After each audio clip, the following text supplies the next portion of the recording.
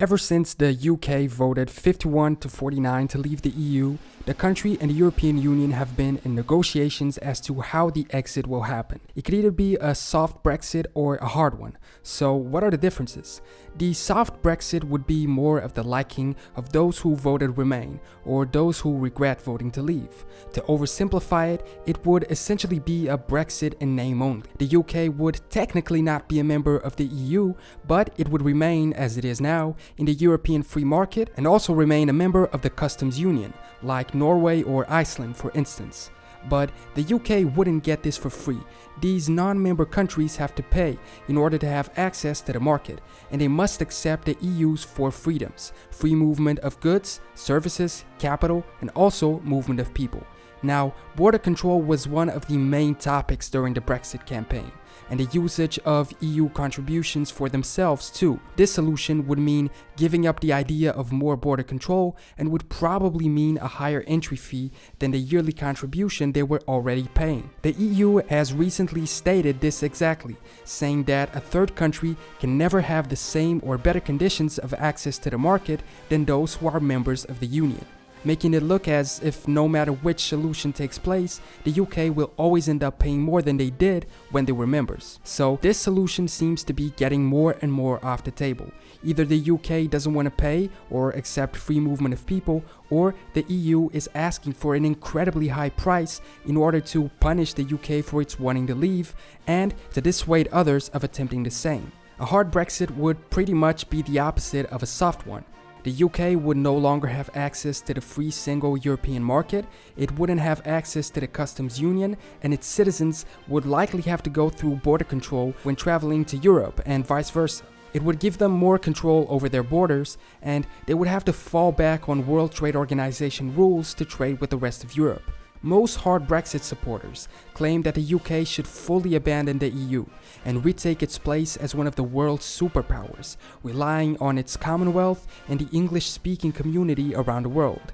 But a lot of critics say that this wouldn't be possible because the world that they're trying to return to doesn't exist anymore. The old British Empire is now independent, part of their own trade deals, and not at the service of Her Majesty, apart from some exceptions. A hard Brexit could also mean a worsening of relations between the EU and the UK, with the possibility of the EU pressuring countries both inside and outside of Europe to not enter trade agreements with the UK. For instance, pre-Trump US and even Australia have said that they will always prioritize trade agreements with the EU rather than the UK alone. And the same hostility could also happen with borders. Ireland's Prime Minister even went as far as to warn that planes leaving the UK could be prevented from using Irish airspace. And the border between Ireland and Northern Ireland is one of the main issues as well, along with Gibraltar, the two land borders between UK and the European Union. A lot of companies with headquarters in the UK have also expressed their desire to leave should the country leave the single market. The biggest example is the country's car industry, who in the case of a hard Brexit could risk losing over 500,000 jobs. Others, including some British companies, could then remove their HQ from the UK and start conducting their business from elsewhere in Europe in order to have access to the single market. In 2015, around 44% of all UK's exports in goods and services went to the European Union.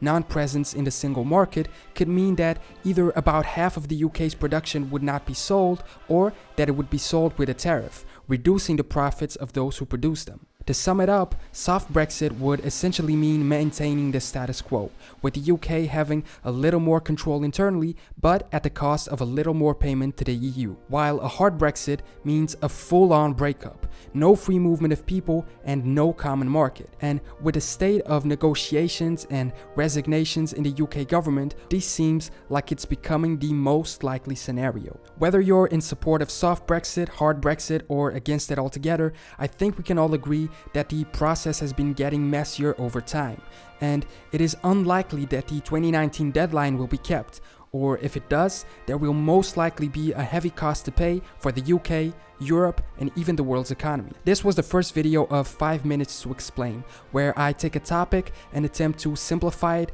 presenting the main points and information in 5 minutes. Leave any suggestions for topics you're interested in the comments below, subscribe to catch future videos, and I will see you next time.